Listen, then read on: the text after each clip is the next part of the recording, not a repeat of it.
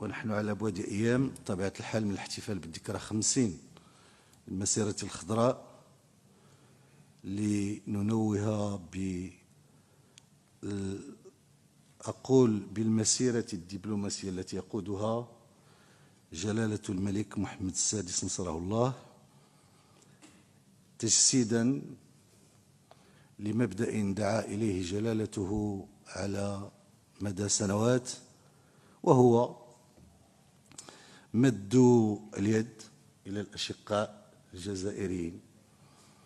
لأن كل ما راهن عليه خصوم وحدتنا الترابية أعتقد الاستنزاف الاقتصادي والتنموي أصبح دون جدوى، وما علينا إلا أن نرى وضع المغرب قبل 50 سنة واليوم.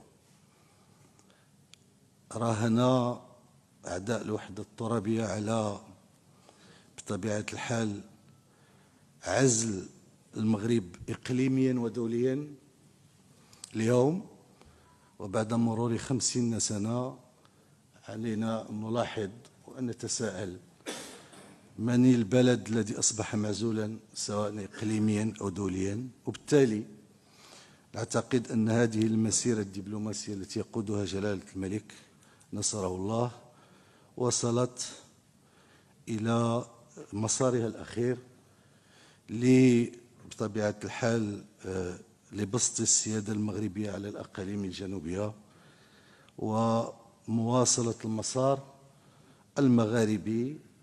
الذي يعتبر حقيقة ماضية وتاريخية ومستقبلية في بناء مختلف التكتلات. هي فرصة لأعبر عن قناعة راسخة،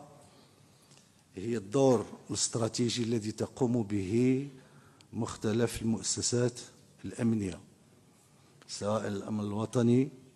أو القوات المسلحة الملكية أو الدرك الملكي والقوات المساعدة،